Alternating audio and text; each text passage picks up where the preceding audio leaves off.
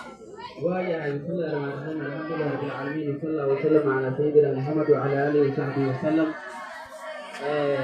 waxaa la soo muujiyey meeshaan asalka hidaha dhaqanka Soomaaliyeed.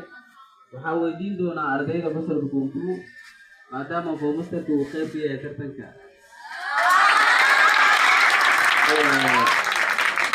waxaa weydiinaynaa ardaydeena agab walbo hidaha dhaqanka meeshaan yaalo magaciisa weydiin doonaa kadib faahfaahin dheeraad waxaa ku bixin doonaa boomastarka maadaama naftiisa tartama yahay. waxaan ka bilaabaynaa ruwaydu waxaan weydiinaynaa baashaan horteeda taalo waxa loo yaqaanay magaceeda. ruwaydu maxaa la yidhahdaa geedkaan hortaada taalo? السلام عليكم ورحمة الله وبركاته. إيش كان هرتي ريالو وحلو يقانا عاشور.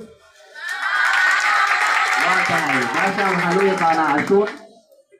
Soomaalidu meel walbo ay degto waxay u taqaanaa magacyo fara badan laakiin laba magaca ugu caansan reer waqooyi waxay yidhahdaan cashuur, reer koonfurteena waxaan yidhahnaa shaambiya la yidhahdaa.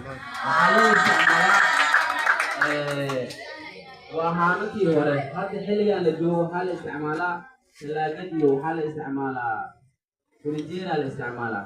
xilligii hore waxaa la isticmaali jiray baashaan cashuurta la yidhaahdo. waxaa lagu keedin jiray lagu shuban jiray biyaha waxaana loo isticmaali jiray biyaha inay qaboobaan haan ahaana loo isticmaali jiray macnaha. magac kale loo yaqaano way jirtaa kuuta lahaa si aadan si fiican ugu yaqaanaa.